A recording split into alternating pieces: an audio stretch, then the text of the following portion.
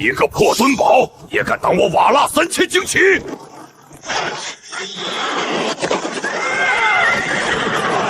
有功，前面不是平地吗？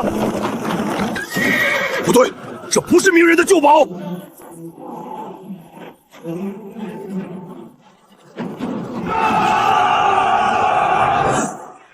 入瓮了，放！撤！快撤！现在想走，晚了。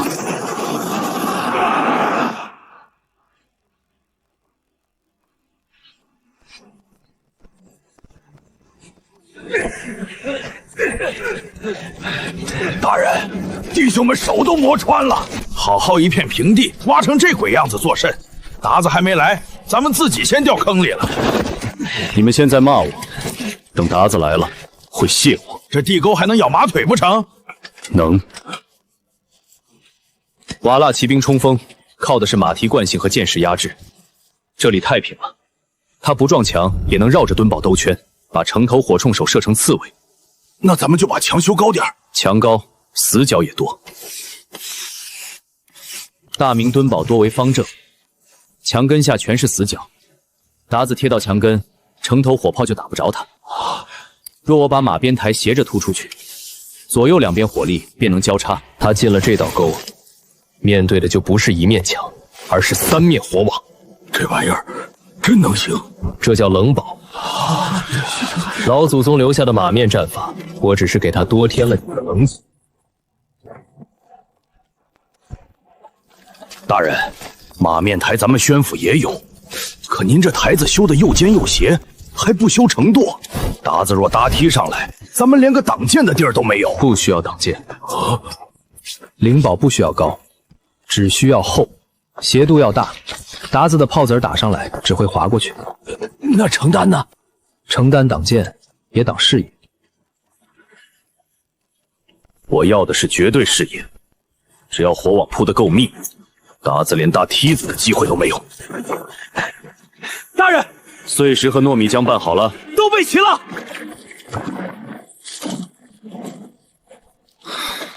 只是这糯米浆金贵，弟兄们喝粥都舍不得，全拿来浇墙了。别心疼那点粮食，墙厚1分，弟兄们的命就长1寸。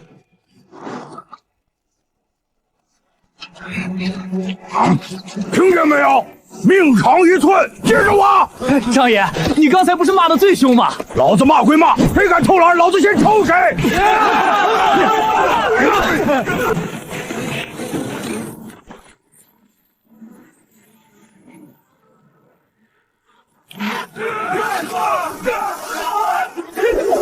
管不住，达子的钩索真爬不上来。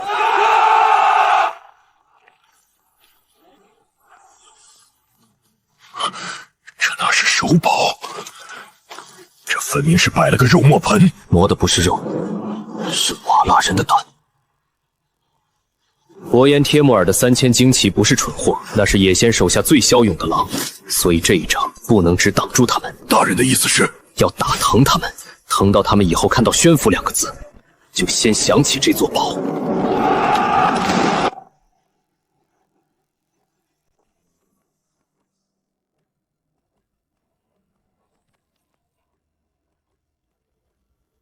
全体归位，火铳手剑站好，火药桶不许露头。刘成林，你的虎盾炮吃饱了吗？大人放心，每门炮为了5斤碎铁子儿，要是刚出炉的颗粒药，保管让那帮达子尝尝什么叫铁扫帚。张爷，这布条真能救命？头说能就能，万一不管用呢？那你就别中箭。头儿，达子到了，不许点火，不许放箭，把他们引到马面台之间的夹角里。我要让他们知道，宣府这根骨头哪怕烂了，也能扎碎他们的喉咙。明军这2日在土里钻来钻去，像一群快冻死的土拨鼠。大人，前2日哨马折损不少，会不会有诈？折损几个哨马，就把你吓住了。这座墩堡已是囊中之物。传令，不必下马。是，不必下马。第一波散射，封死城头，直接撞开木门。封死城头，撞开木门。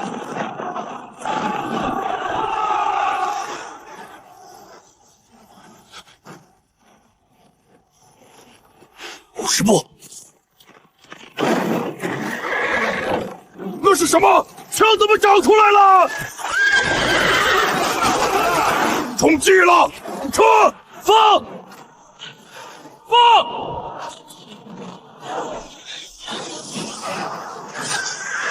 打中了！真打中了！别喊，装药。是。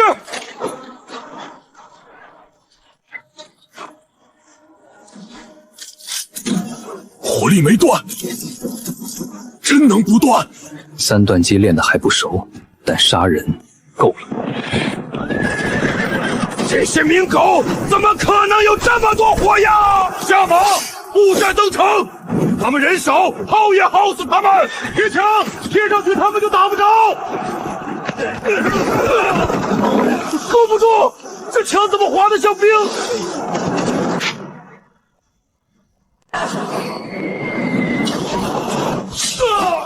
刘成林，换毒烟弹。得令。眼睛，我的眼睛！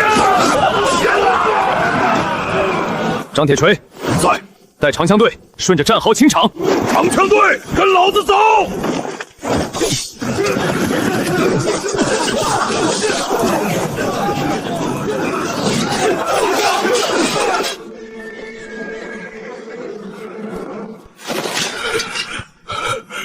头儿，咱们赢了。三千精奇啊，咱们才700人，他们真被咱们打退了。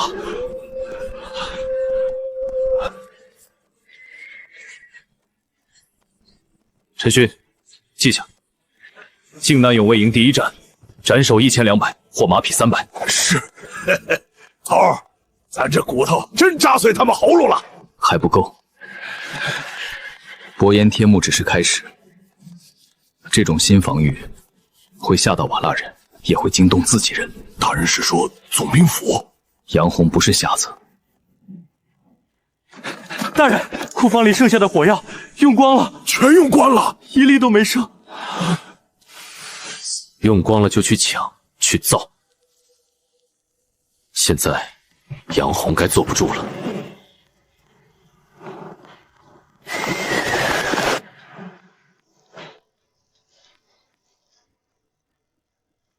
头儿，大子动了。多少？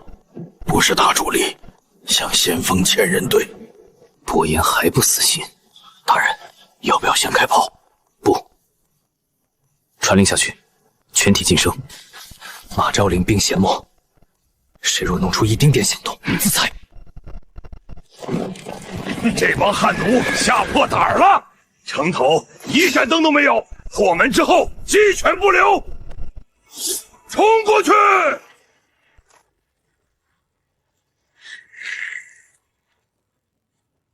大人，就50步了。起！起！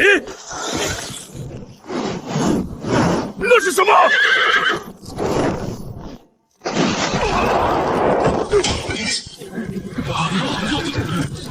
一排，放。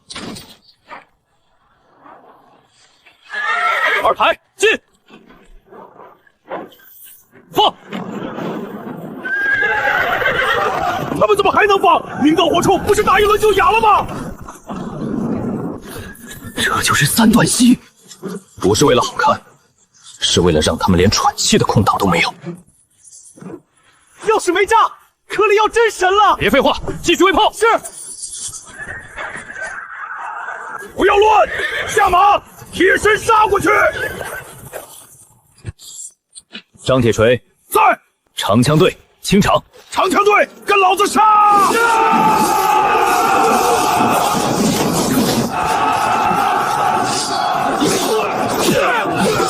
头儿，你看那个！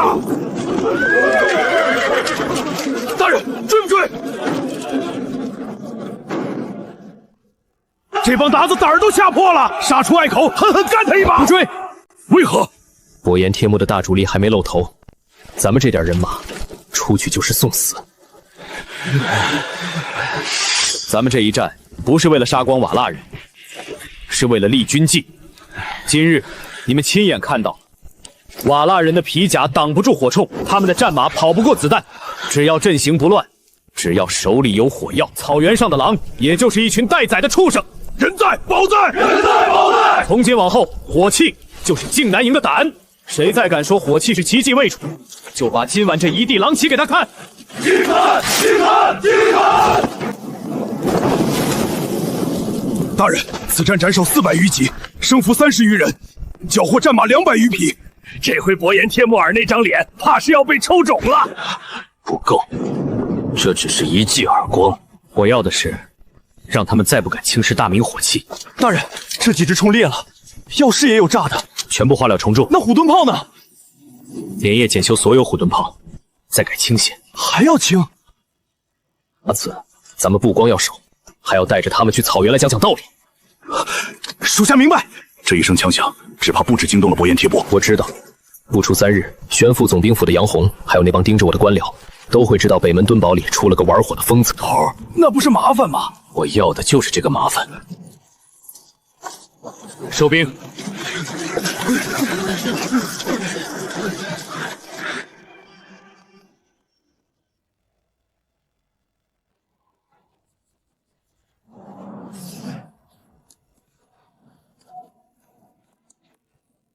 父亲，秦烈在北门闹出的动静实在太大了。伯颜帖木儿的先锋千人队折了一半在石门沟，如今瓦剌人已经视北门敦堡为眼中钉。折了一半？你是想说一个总旗带700残兵打疼了伯颜帖木儿？卑职不敢小看他，只是秦烈如此张扬，虽守住了隘口，却也把伯颜的狠劲儿逼出来了。若伯颜帖木倾巢而出，北门那700残兵，怕是弹指间便会化为齑粉。弹指间？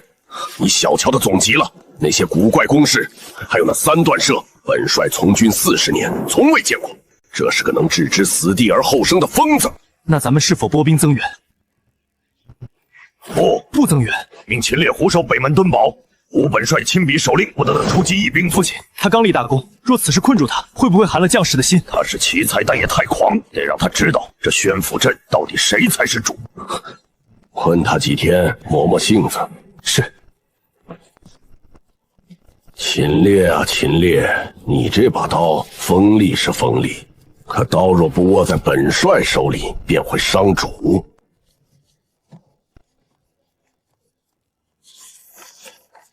大人，这东西是从瓦剌少马首领怀里搜出来的。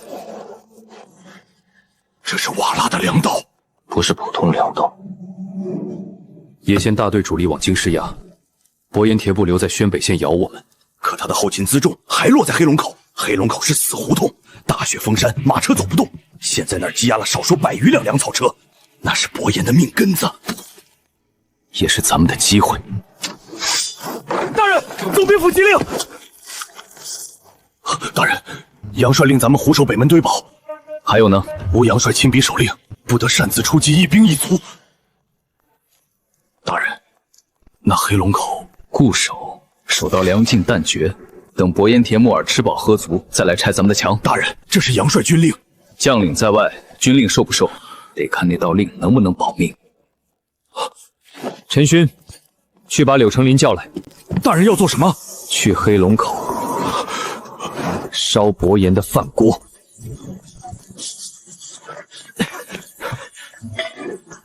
大人，您要的加料火药成了。里面掺了商府里搜出的白磷和硝银，只要炸开见风就着，血水都浇不灭。血水都浇不灭？不止浇不灭，还会越扑越乱。只是这玩意儿性子烈，带在身上得千万小心。可中了，可能自己先炸。你管这叫成了？不烈，怎么烧瓦剌粮车？够用就行。大人真要夜袭？不是夜袭，是奔袭。50里雪路，3更出发，天亮前打完。大人，50里雪路带火雷罐长途奔袭，稍有不慎便是人马俱毁，所以只带300轻骑，人少才藏得住，马快才回得来。那属下明白了，今晚这场烟火得放大些。粮车马厩、箭矢、冬衣一样都不能留。头儿，杨帅让咱们守着，你想守？不想。那就上马。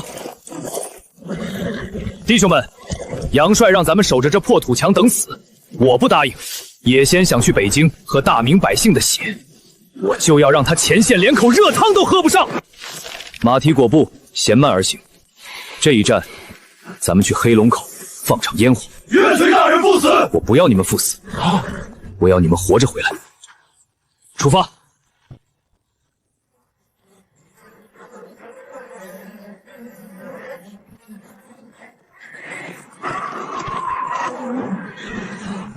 头儿，这血路真能走？能。咱们若迷路呢？你会，我不会。张爷，你马稳点，别撞我！你离老子远点！抱着一身雷还敢挨这么近，这是宝贝，炸了也是宝贝，炸瓦剌人，炸咱们就是祖宗。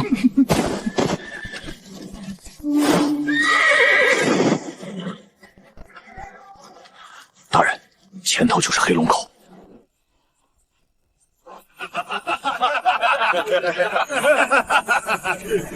明人胆子都被打没了。听说北门那帮汉奴会挖沟，挖沟有什么用？等伯颜大人整军一到，把他们连人带土全填了。第一队，你带队，负责投火雷罐，专炸粮车和马厩。明白。第二队，张铁锤带队火冲压制。得令。我带第三队，直取敌营中军。大人，风急，正往营里吹。正是放火的好时候。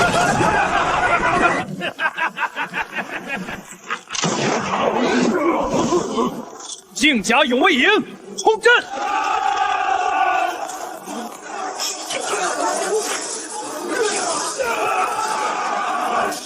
水灭不了！明军西营！南侧两车点透了！不要恋战，火势起来就撤。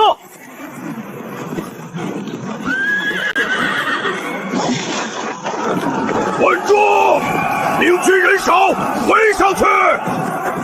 陈勋在，带一队人往谷口冲，造出突围假象。卑职领命。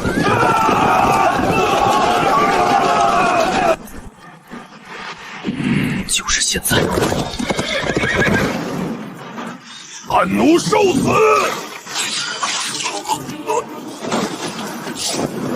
帅气一斩，马烈败了，请不长死倒了，长起倒了！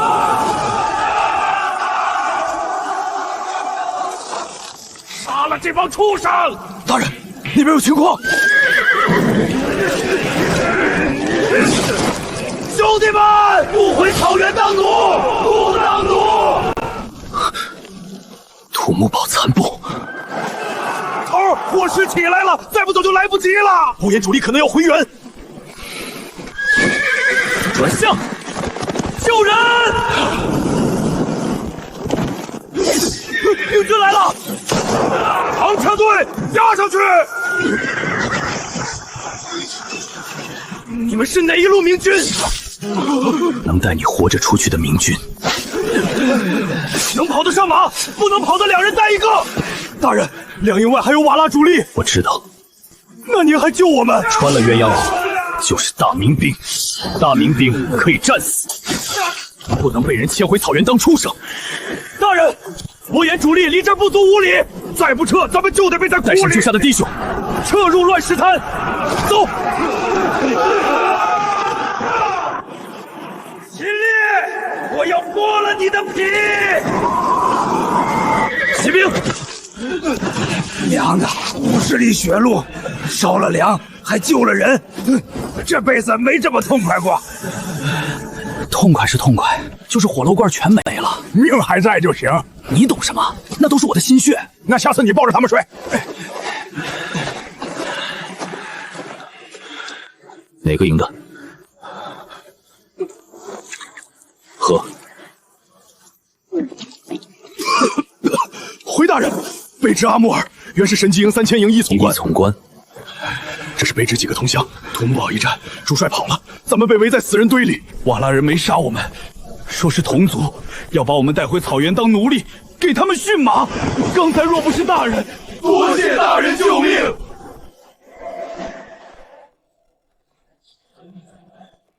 都起来！在大明这块地菜上，穿了鸳鸯袄就是自家兄弟。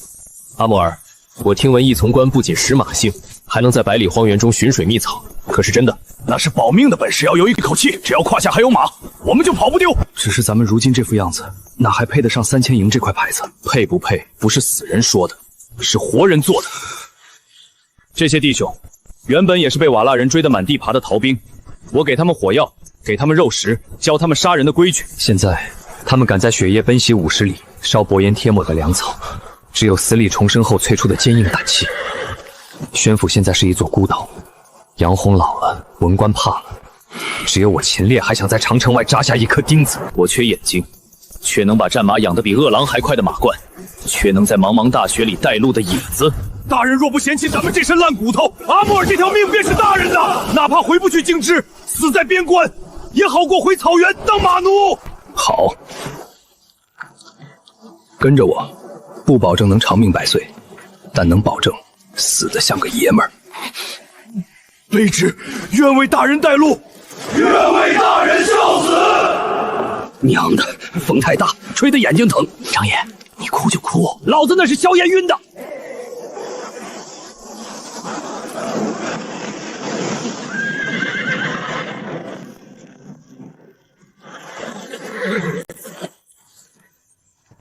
大人，天亮前必须翻过这道岭。伯颜追来了，黑龙口的火，几十连外都能瞧见，伯颜不可能不追，怕是也要翻天了。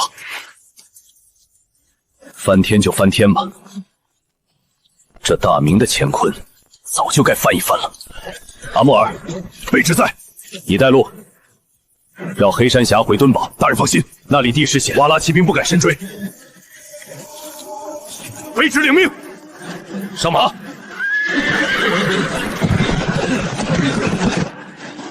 伯颜，这一把火只是开始。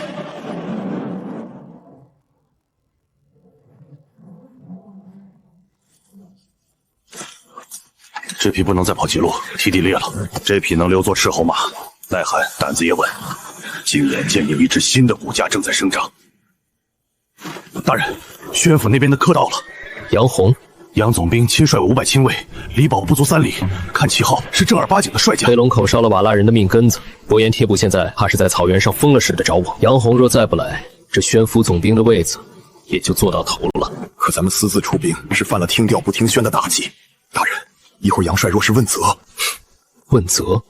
他若真要问责，带几名亲兵便可。那500亲卫那是来看场子的。他想看看这北门敦堡到底是我秦烈的死地，还是他杨洪的屏障。开堡门，迎帅。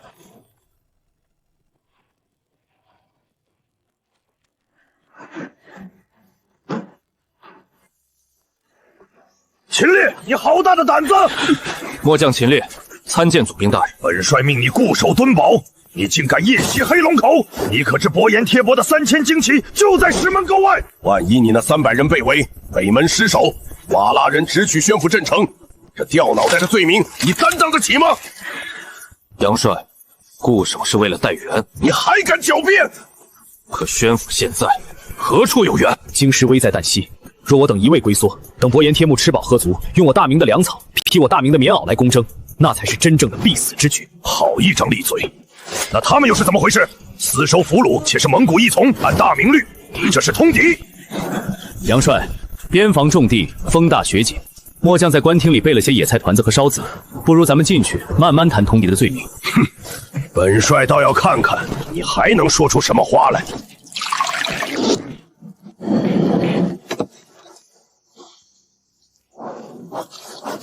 说吧，你到底在打什么主意？战地外伤清操与冯守法，这是什么？末将在北门这些日子琢磨出的2样东西。这是你写的？是。还有这本土木堡之败，国军半数伤员并非死于战场，而是死于庄口溃烂，用烈酒擦拭断刃，以桑皮线缝合皮肉，再保持创口清净，10人中可活10活期。若有足够烈酒与干净布料，能更多。这些惊世骇俗的东西，你一个总期出身的后生如何知生死之间，必有艺术。艺术？末将逃出土木堡时，曾得一名神机营垂死老将传授，又在这些日子的血战中摸索改进。杨帅，秦烈不求高官厚禄，只求宣府弟兄们能少死几个，多杀几个鞑子。你夜袭黑龙口，不仅断了敌粮，更关键的是带回那几10个3000营义从。是，他们是草原上的活地图。你想要兵权，想要在北门做大，末将想要的是宣府的生机。说得好听，伯爷帖木儿吃了闷亏，必会报复。北门敦堡是宣府门户，末将在此是为了给杨帅挡刀。只要北门不失，瓦剌人就永远不敢放心大胆的去寇宣府东城门。哈哈哈哈！好一个挡刀！秦烈，你这后生心气比天还高。你想让本帅睁一只眼闭一只眼，让你在这里听调不听宣，对吧？秦烈，本帅可以当没看见你昨晚出兵。那几10个义从，本帅也给你报个阵前收编的名分。但你记住，宣府是我的宣府，你若把这道门弄丢了，本帅亲手拧下你的头。宋帅，哼！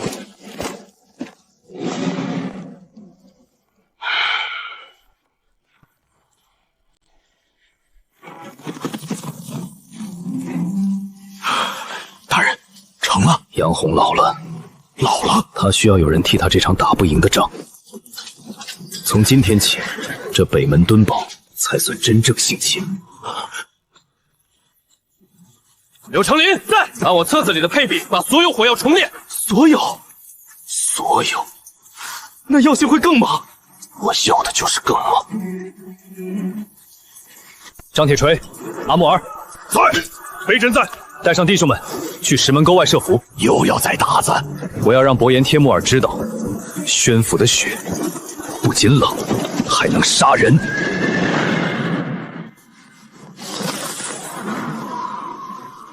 大人，鞑子来了。奇怪，没踢没撤，他们想干什么？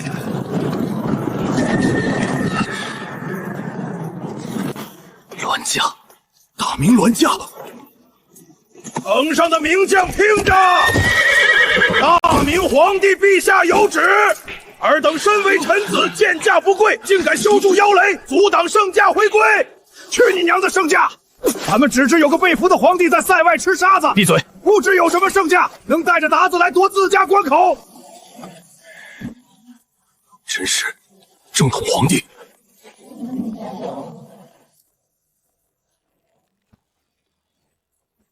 拿上来！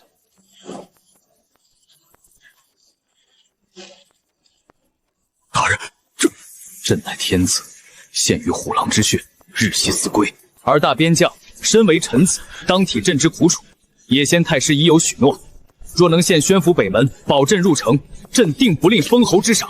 若执迷不悟，误朕性命，尔等皆为乱臣贼子，九族同诛。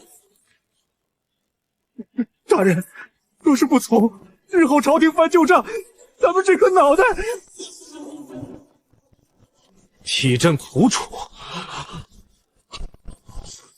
弟兄们，你们看看这上面写了什么？这位坐在马车里的天子正求着咱们开大门，把300里宣府防线拱手让给瓦剌人，听到了吗？开城跪迎圣驾！土木堡那天，你们的同胞兄弟死在泥潭里的时候，这位天子在哪儿？黑龙口那天，阿木尔他们被拴在马后当牲口拖的时候，这位天子又在哪儿？他在写这封血书，盘算着怎么拿宣府100万百姓的命换他回京继续做那张龙椅。朕乃天子，这天下是朱家的天下，更是百姓的天下。天子守国门，君王死社稷。老祖宗留下的规矩，从来不是让皇帝带着贼子来敲自家的大门。你敢烧天子血诏？城下的听着，臣大明靖丹营千户秦烈今日领旨，领的是宣府100万百姓的命旨，守的是老祖宗留下的边墙。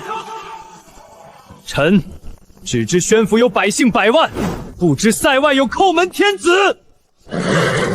疯了，彻底疯了！传令下去，火冲上膛，炮手校准。得令！只要瓦剌骑兵进入50步，不分关键，不分身份，一律格杀。得令！火影熊二动了，他不敢攻城，为何？他只是想看看这北门墩堡里住的是人。今日他看到了，咱们是狼。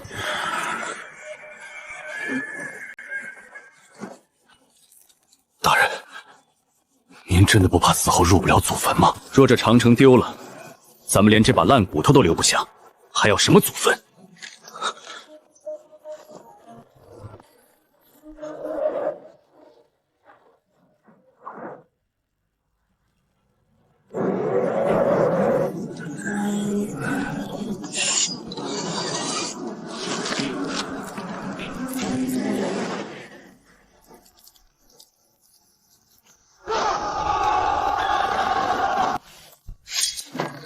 大人，该歇了。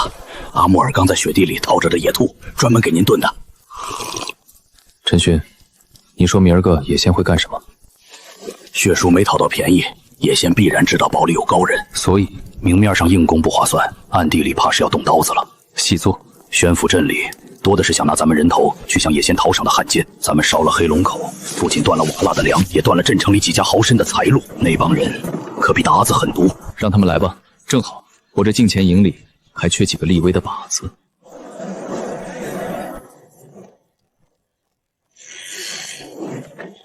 大人，阿木尔送来的消息，说这几日堡里几名负责火药库轮值的军校跟镇城德宝斋掌柜走得很近。昨夜有人瞧见他们在后角门库井边递了东西，什么东西？沉甸甸的，像纸巾。领头的叫王大友，前年从保定府调来的老兵，管着3号火药库。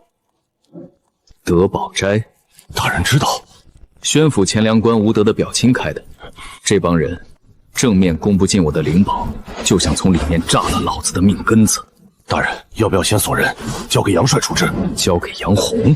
杨洪现在正愁没法平衡各方势力，交给他，王大有会按律问罪，可背后那帮豪绅只会觉得我们防务管束软弱。那大人的意思是，边防守备需严明军纪，这防务漏洞得咱们自己查清楚。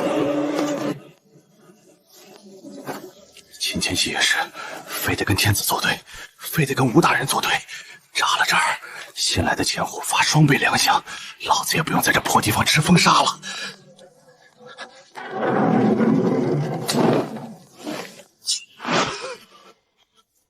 王校尉，深更半夜是要给老子加点料，还是想送兄弟们一起上诉？大人饶命，卑职只是来看看火药受潮没。受潮？这玩意儿点起来，怕是整座墩堡都得送上天。王大有，保定府人，家里还有个6岁的小儿子，对吧？吴德给了你多少？50两，一座宅子，还是答应你回镇城享福？大人，卑职一时糊涂，是他们逼我的。那些大老爷说，只要炸了这儿，大人您就会被治罪惩治，到时候新来的千户会给咱们发双倍粮饷。双倍粮饷，那是买你全营弟兄命的钱。人抓全了吗？回大人，一共5人，皆在辕门外拿下。德宝斋派来接应的教书先生，也被阿木尔在雪窝子里逮住了。搜出一份名单。很好，看来想让我死的人，比瓦剌人还要急。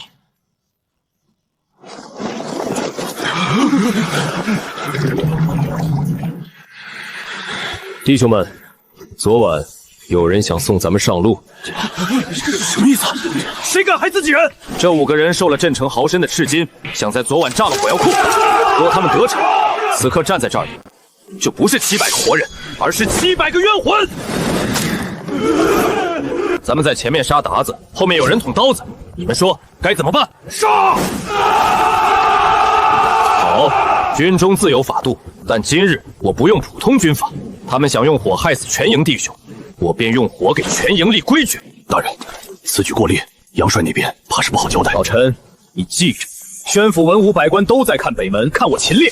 我若杀得轻了，他们会觉得我顾忌官场情面，只有杀得让他们做噩梦，他们才敢在动歪心思前，先掂量自己的脖子够不够硬。行刑！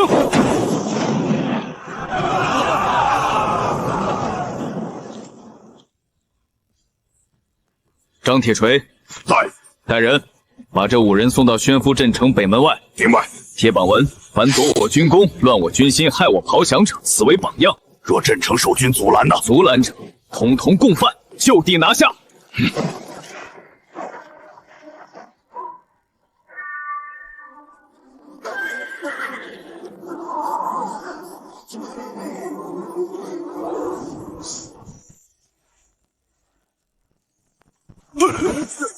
这是王大有，疯了！这个秦烈彻底疯了！去总兵府，快去总兵府！帅爷，帅爷呀！那秦烈公然滥用私刑，草菅人命，还把尸体挂到城门口，这是在打帅爷您的脸啊！滥用私刑，正是他这是无法无天。秦烈送来的密信里还有一份德宝斋的供状，吴大人，要不要本帅把那供状当着全府官员的面念一念？回去告诉那些人，秦烈这把刀现在是本帅手里最快的一把，你们想折了这把刀，也得看本帅的脖子愿不愿意凑上去。滚！父亲，秦烈此举太烈，会不会养虎为患？虎若能咬瓦剌人，就先让他咬。至于以后，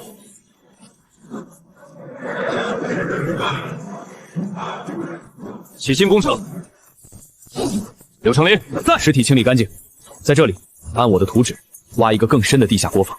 地下作坊，颗粒火药产量要翻倍。另外，去镇城那些废弃破庙里，把所有铜钟都给我弄来。铜钟，大人，那可是犯忌讳的。毁佛助兵，这佛祖管不了瓦剌人的铁器。我要用这些钟，给弟兄们造一种秘密武器。啥秘密武器？一种能让鞑子骑兵做鬼都想偷的东西。从今日起，靖南营只有一条军规：前面杀敌，后面护袍妹。谁敢在自己人背后捅刀子，我秦烈第一个送他上路。得令！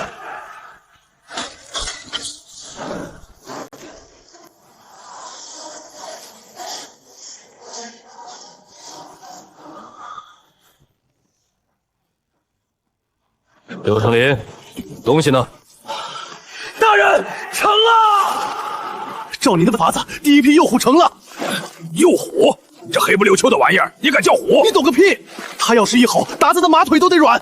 大人您瞧，身子缩短了3寸，皮厚加了2分，最要紧的是这爪子，扣进地里，后坐力能压住，架得快，收得也快，比救虎盾炮灵活多了。是炮了吗？是了，铁了大人新制的颗粒药包，一炮下去，50步内木塔全碎。只是什么？大人非要加那些铁蒺藜和烟球，这打法委实有些阴损。战场上只有生死，没有阴损。瓦剌人的马蹄踏在大明百姓胸口时，可讲过仁义。卑职明白。这种炮，我要30尊。30尊，半个月内齐装。大人，镇城破庙里的铜钟已经搜刮干净了，再要住怕杨红那北东杨帅府里那你只管住。这东西是净土团营的底牌，除你这间作坊，严禁任何人靠近。违令者，木桩还空着。卑职明白。掩蔽什么？鞑子砍到你脸上，你也闭眼等死！出来！这才像个人。大人，这种练法，兵士们私下怨气不小。有怨气是好事，有怨气说明还有气性。可这几日盐巴不够，野菜团子淡得像雪泥，弟兄们体力也跟不上。盐的是，我让阿木尔去山里寻咸水泉了，告诉他们，想吃肉，想拿饷，半个月后去伯颜铁板那里取。大人，这虎崽子沉是沉了点，但使着真顺手。刚才试了一炮，铁皮里飞出去，把老树皮都刮干净了。这要轰进鞑子人堆里，嘿嘿。别光顾着嘿嘿。从今日起成立右虎哨，你带队。我10天内把这些新兵练到能快速部署、择距、3轮齐射，再背炮撤离。做不到，大人把俺点在木桩上。这可是你说的。3000营的弟兄练得如何？大人神机妙算，有了这铁掌，战马在冰面上也能奔袭，且不伤蹄。弓马呢？马术没丢，只是弟兄们长期没吃肉，硬弓暂时拉不开。无妨，净坛营不靠弓箭杀人，你们的任务是作为右虎的腿。腿？火炮部署到哪儿，你们就护到哪儿。炮响之前，你们就是右虎的压枪。卑职明白。报！大人，北边出事了！伯颜帖木儿动了。是，就在30个外的青山口，有一支去镇城换粮的流民队伍，被瓦剌小队哨马围了。多少人？10几个，有老有小。鞑子没急着杀，正拿他们在雪地里耍赶羊。他们故意不杀人，就是想引咱们去救。大人，去吧，正好拿着虎崽子开荤。不可，你拦我做甚？这是明摆着围点打援，伯颜帖儿在青山口周围必然埋了伏兵，就等咱们出宝。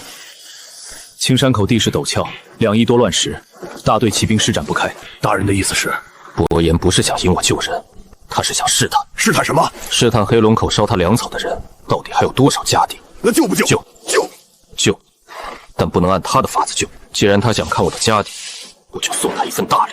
大人神机妙算，有了这铁掌，战马在冰面上也能奔袭，且不伤蹄。弓马呢？马术没丢，只是弟兄们长期没吃肉，硬弓暂时拉不开。无妨，净坛营不靠弓箭杀人，你们的任务是作为右虎的腿。腿，火炮部署到哪儿，你们就护到哪儿。带上6尊铸好的右虎。得令。阿木尔，带3000营一从。在。今夜去青山口遛马。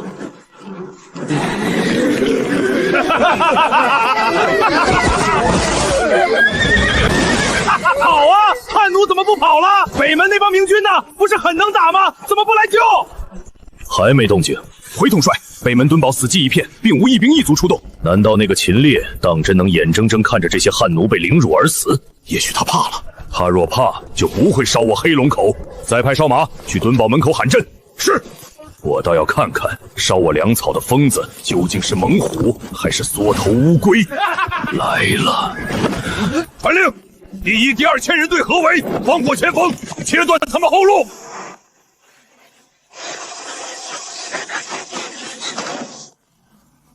那是什么？右虎哨开荤！火炮！明军有火炮！不对，火炮怎么会在山上？救人！师爷，救命啊！别喊，跟着走。虎盾炮不，虎盾炮哪有这么快？统帅，是满山的火雷！追！给我杀光他们！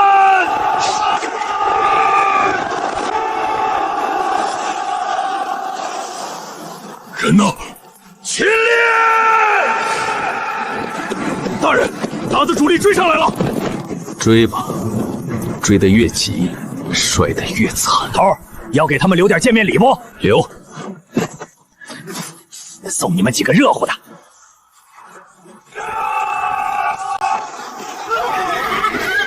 脚下有雷，不能追，不能追了！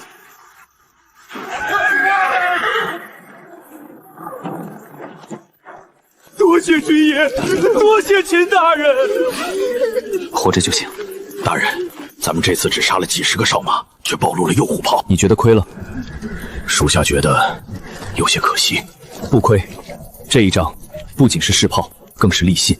立信，我要让宣府方圆百里的百姓都知道，北门敦堡不吃人，北门敦堡救人。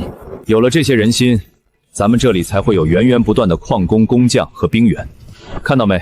昨晚那6炮响了之后，他们的腿不抖了，眼不闭了，这才是我要的钢铁。大人，昨晚烟报效果比我想象的好，能不能再给我批点药料？去杨帅那里报。怎么报？就说北门大捷3手战战马20，让他把镇城里的硝雨救铜器和可用药材都拨过来。杨帅若不给呢？告诉他，下次伯颜帖木儿的血书，我就直接转寄到他总兵府案头。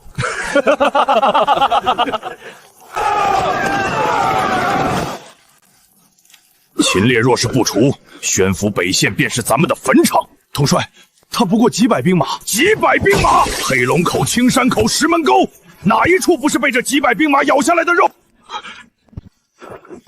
不再试探，3000精撵过去。统帅要亲自出兵，我要把北门敦堡那几道土墙，连人带骨头全撞碎。并无动静，只有几骑哨马在坡顶一晃而过。哼，秦烈定是想依托坡底壕沟死守。传令，全军翻过山脊后，顺势俯冲，莫给他们火炮齐射的机会。50步，便是咱们的天下。张铁锤，你的右虎要敢提前露头，老子把你填进炮膛里。大人放心，俺抱的比媳妇儿还紧。你有媳妇儿吗？打完这仗就有了。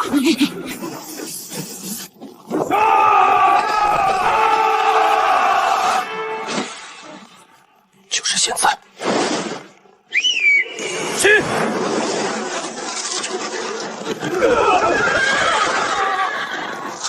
第一队，放！祝福！停下！快停下！长枪兵压上去！张铁锤，封住坡顶。右虎哨，加炮，开炮！看不清，前面堵住了！不要问，护住统帅！伯颜帖木儿，既然来了，就留下你的狗头！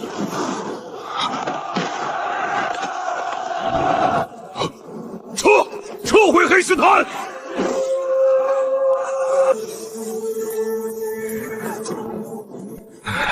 大人，咱们赢了。赢？这只是打疼了他。 700多打子，还只是打疼。伯颜帖木儿还有2000多骑，本钱还没亏光，把俘虏挑出来。是，那个穿金丝甲的留着。大人是想用他跟伯颜谈条件？不，我要用他撬开杨红那个老狐狸的心缝。父亲，镇城几位文官已经联名，说北门秦烈杀性太重，怕日后伟大不道。他们怕的是秦烈伟大不道，还是怕秦烈把他们的账本翻出来？报，帅爷，北门敦保秦千户派人送来了贺礼。 贺礼？这小子火烧眉毛了，还有心思送礼？这是伯颜帖木的七弟，草原上颇有名望的伯克。秦千户带话说，昨夜在断魂崖偶遇瓦剌游寇，顺手给帅爷修了修胡须，斩首700，生擒伯克1人。秦千户还说，北门苦寒，弟兄们缺冬袄，这些战功和俘虏，不知能不能换点棉花。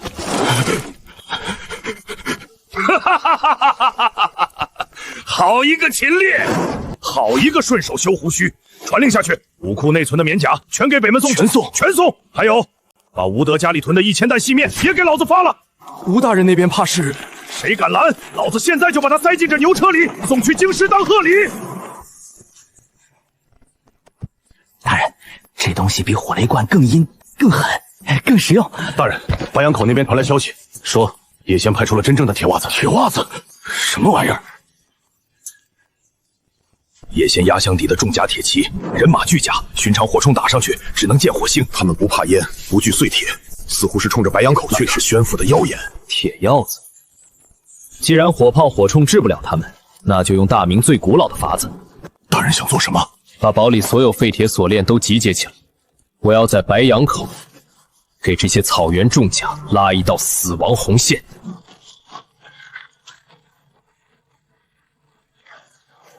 大人，看这架势，叶先是要拼命了。铁袜子进，寸草不生。柳成林，雷准备好了吗？回大人，连环雷阵已伏于锁链之下，只要铁袜子被锁链绊住冲劲儿，这白杨口就是他们的鲁狼。倒想看看是他们假硬，还是咱们炮硬。不，今天不是比谁硬，是比谁更狠。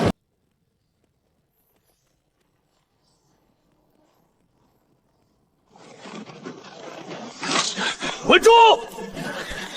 不到50步，谁也不准开火！开火！右虎哨放！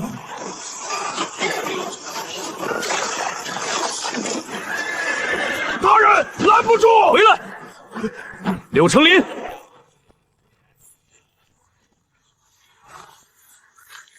打线！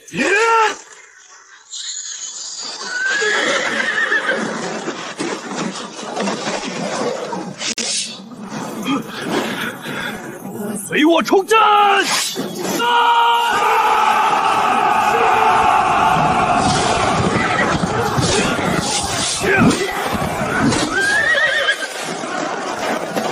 大人小心！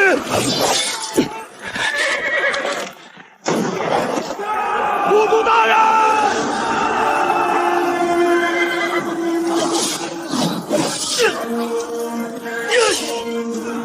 大人，撤吧！ 咱们顶不住了，撤！长城之后便是家园，退一步就是万丈深渊。萨布勒的人头，我要了！给大人开路，谁挡谁死！乘风破马，越山夺刀！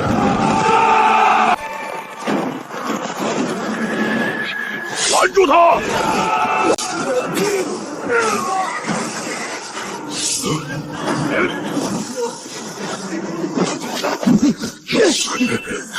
完了！萨布鲁格德温，投降者免于一死。他们退了，铁毛子照样得跑。大人，别管我，追杀3里，不可恋战。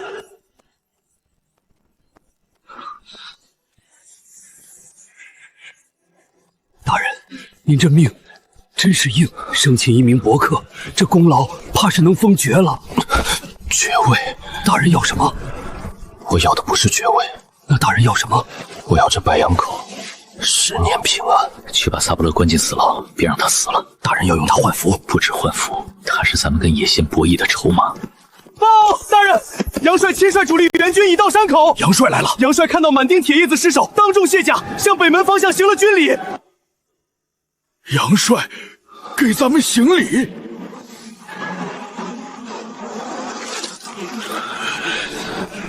带弟兄们回家。敬丹营，带弟兄们回家。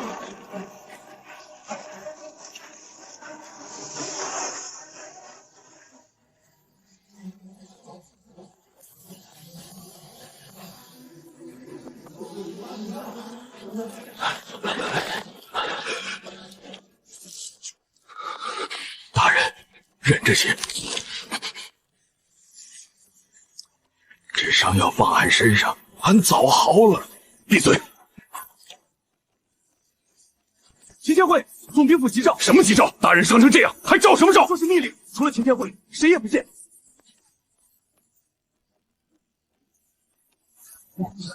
扶起来。大人，您伤口还没结痂。杨红在白羊口山口行卸甲行礼，不是给我这个下属的嘉奖，那是英雄迟暮的交代。头儿，俺背你去。不用。白羊口生擒伯克，这是破天大功。可这时候急诏，只怕不是领赏。我闻到的也不是赏，是托孤的味道。卑职秦烈参见帅爷。坐下，在这屋里没有帅爷，只有一个快要进棺材的老卒。白羊口的事儿我听说了，连环雷、铁锁阵，还有你那老手们的诱虎。你这打法不像圣贤书里教的，倒像是从地狱里带出来的。切记我因愤恨不得大雅之道，唯求活命啊！活命！天下想活命的人多了，可像你这样拿命给宣府换命的不多。也先撤了，萨布 K 在你手里，短时间内不敢再扣关，但宣府城墙能挡住鞑子算盘。帅爷的意思是，王震虽死，可他徒子徒孙还在。尸横之流盯着我手里这只老笛子，不是1天2天了。我若一死，杨家亲卫会被打散，宣府会变成那帮争功夺利之辈的狩猎场。到时候瓦剌人再来，这长城就是一张废纸。帅爷，这是……我从亲卫中分出500精锐，皆是跟我从尸山血海里爬出来的汉子。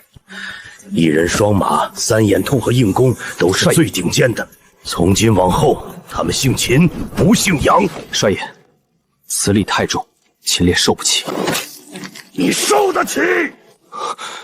我不相信朝廷，不相信京里那些玩弄文字的文官，我甚至不相信我那几个不争气的子侄，我只相信在白羊口敢对着铁袜子冲阵的疯子。记着，这天下早晚是你们这些后生的，但大明的关口不能在老夫手里丢了。我把这500个兄弟交给你，是要你把他们断成尖刀。将来若京城保卫战打响，这支兵是给大明留的最后一口气。臣领命。去吧，去北门，那里才是你的地盘儿。别让这500条汉子被那些蝇营狗帚之辈吃了，带着他们杀出血路来。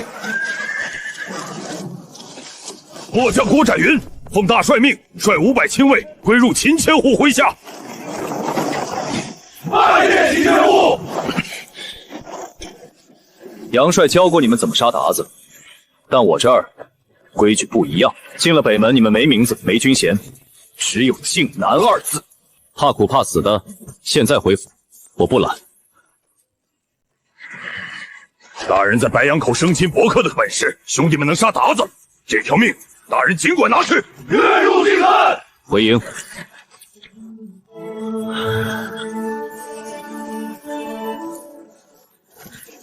想打？明日教场有的是机会。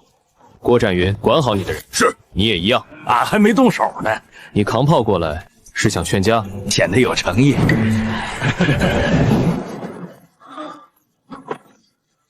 大人，您这伤再折腾会要命，命还在就能折腾。大人，杨家军眼力劲儿高，在门口跟咱们的人闹了口角。正常，正常。他们是精锐中的精锐，瞧不起咱们这些残兵败将，理所当然。但也正因如此，我要用他们。大人是想让他们当教官？不只是教官，这500人是真正的种子。种子，我要把新的战法灌进他们脑子里，再让他们带着剩下7改人，以后靖南营不再分杨家军老兵、新兵一从，3个人一个小组，长枪、火铳、诱虎炮混编。我要的不是只会列阵挨打的旧军，我要的是能侦察、能伏击、能攻坚、能撤离的全能杀辣机器。大人，这种编法属下从未见过。你会见到效果。今夜开始，全军改编。3段式交叉火力，不是站成一排放桶，要让敌人无论往前、往后、往侧面，都在火力里。反步兵陷阱，不是挖个坑等人掉，要让敌人以为自己在冲锋，其实是在按你设计好的路送死。大人，这些打法闻所未闻，但每一招都是奔命门去的。因为我们的敌人不是在史上谈兵的文官，而是骑在马背上的疯子。头儿，那俺的右虎哨呢？你的人最苦啊！背炮、架炮、开炮、撤炮，还要近战护炮，能练出来，你们就是靖南营的拳头。那俺练。3眼冲能不能改？杨家亲卫的3眼通质量好，若改要式，换引火结构，再调短装填步骤，兴许能做得更快。给你5日。5日？做不出来，去跟张铁锤背炮。3日，卑职3日给大人图纸。经理出事了，于大人保举了将军，这是好事儿啊。可石亨那边都是大明忠臣，那私吞口粮，若不吞那几家豪绅的2北吨宝可去做空。此子不仅有勇，更有断生死的铁石心肠。去，请石尚书于侍郎入职。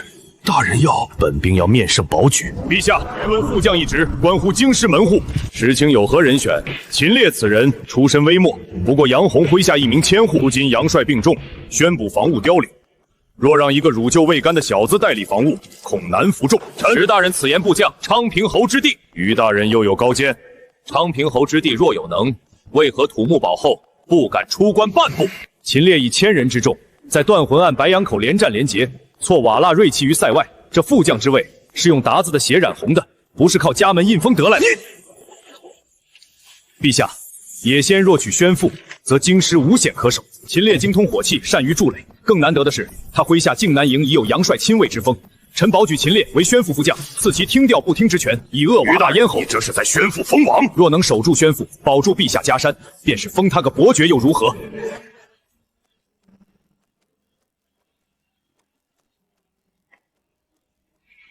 准奏，封秦烈为宣补副将，自上方见总督宣补北线防务，宣补交给秦烈。于谦保举我，是因为他需要一把能挡住野先的刀。那石亨呢？石亨恨我，是因为我这把刀不仅砍鞑子，还可能砍了他的利益。那这副将的位子，咱们接还是不接？位子不重要，权力才重要。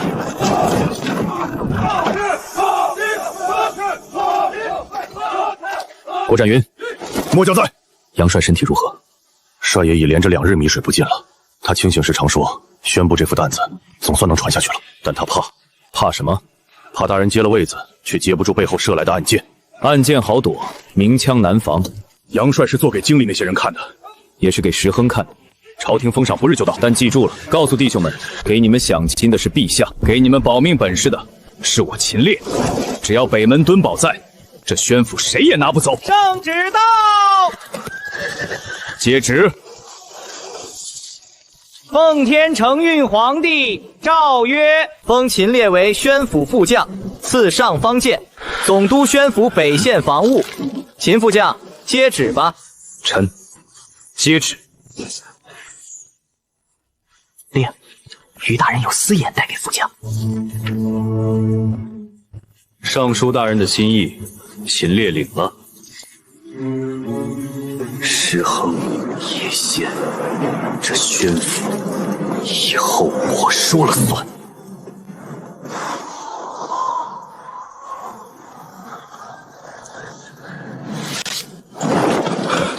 大人，从总兵府拨来的冬米，在半路被石家军巡防营截缴了。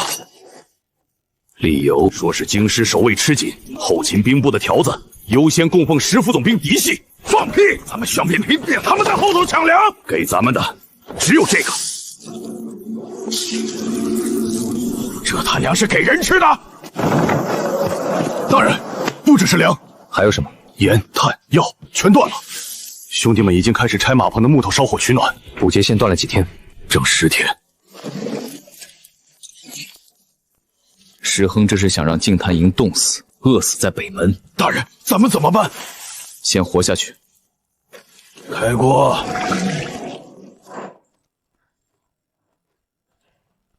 张铁锤，你的肉呢？大人，俺为铁实，那点马肉留给伤员了，俺找点树旗管饱。这种东西吃下去，肠子会烂。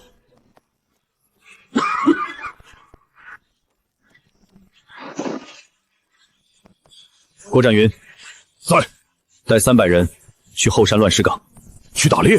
这大雪封山，耗子都冻死了。不打猎，去挖老鼠仓。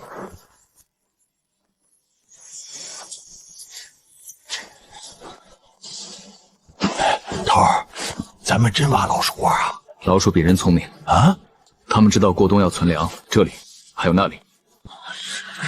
深挖3尺。大人，有粮！真有粮！老鼠兄弟讲义气啊！这点够干什么？够让人知道还能活。继续找。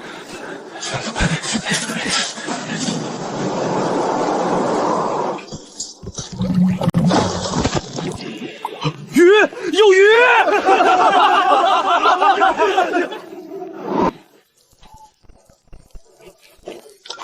老子都快忘了肉是什么味儿了。有鱼味儿。姓郭的，你们杨家军平日里吃香喝辣，现在跟咱们一起嚼草根，滋味如何？老子吃草根也能砍搭子，不像你们饿了2天，连冲都举不稳。你他娘说谁？都给我住手！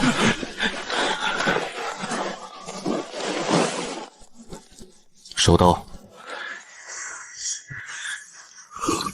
郭展云，在。你觉得自己是杨红的兵，是大明精锐，所以委屈。你呢？觉得他们是关系户，抢了你们口粮，所以不忿。土木堡一战，20万同袍化为枯骨，经知那些达官贤贵在算计怎么分赃，怎么让咱们死在雪地里，好腾出位子给他们的草包儿子。他们忘了宣府，忘了大明还有一支敢在白羊口生擒薄客的孤军，但咱们不能忘。大人的意思是，咱们反了？反？往哪儿反？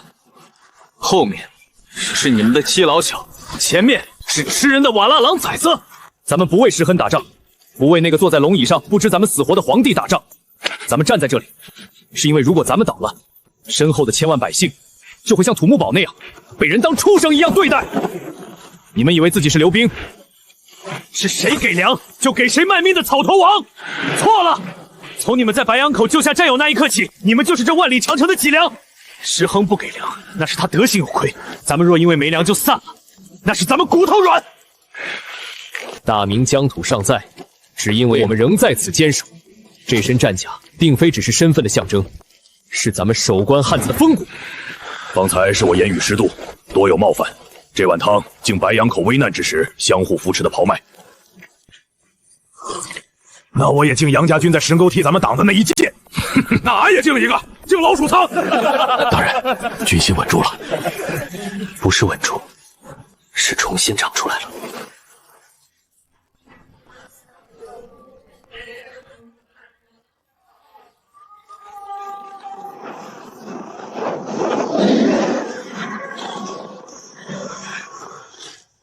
大人，叶仙亲临，叶仙亲临，连那个皇帝也带来了。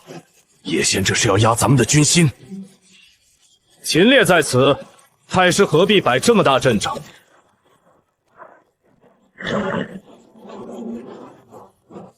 秦副将，本太师统兵20载，自问对大明名将了如庸碌。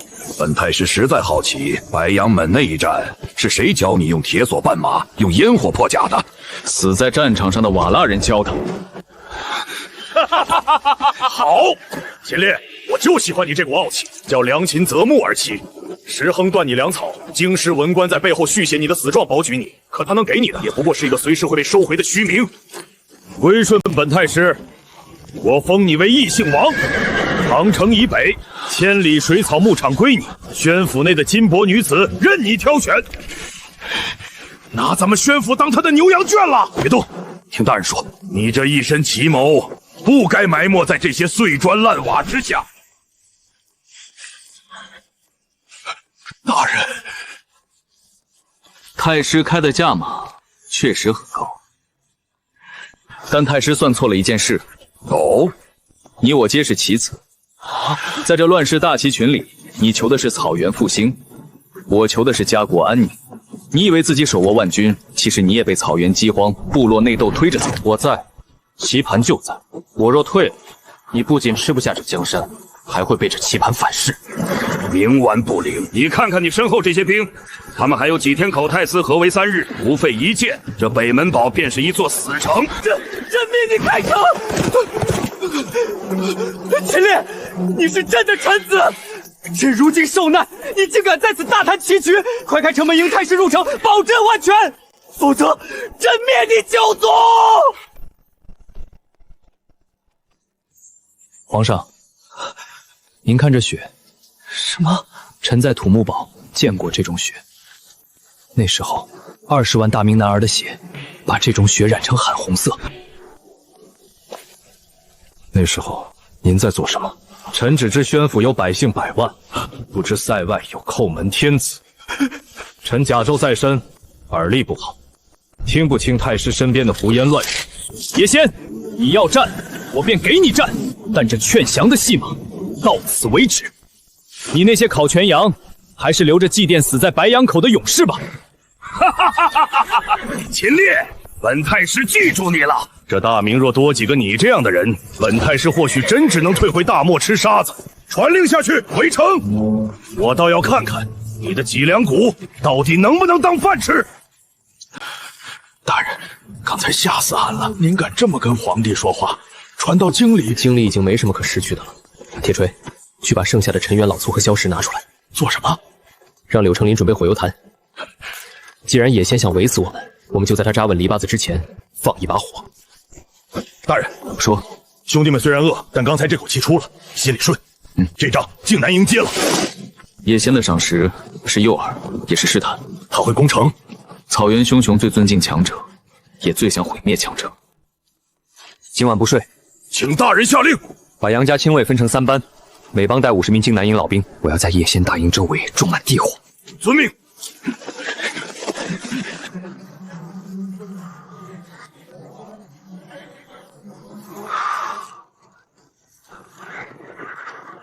大人，东西准备好了。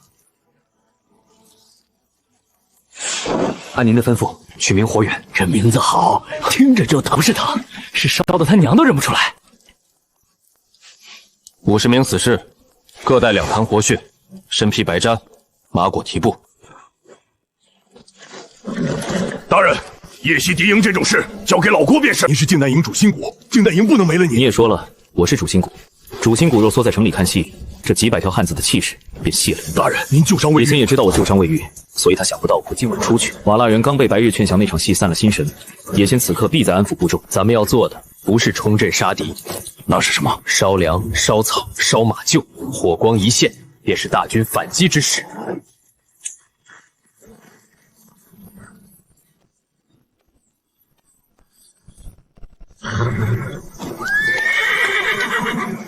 散开，每5人1组。这鬼天气，鸣人早冻死在堡里了吧？还是说那个秦烈是狼？狼也得吃饭，他们没粮能咬几天？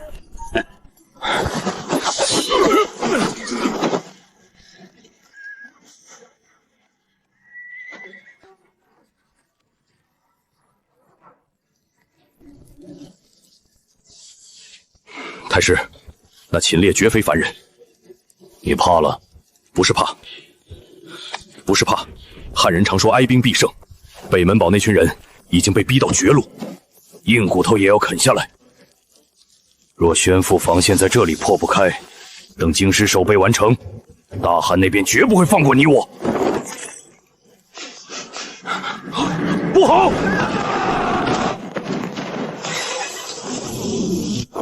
太师，后营起火！是秦烈。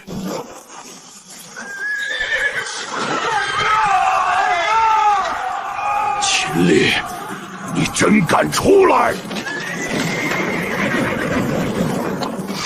景丹营在，突进！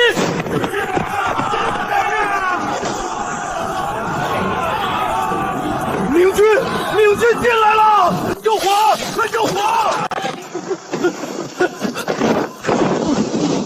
疯了！这疯子竟然真的杀出来了！秦烈，留下命来！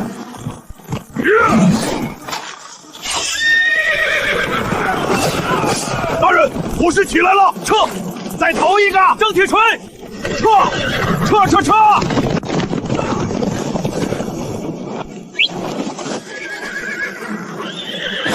想走，留下人来！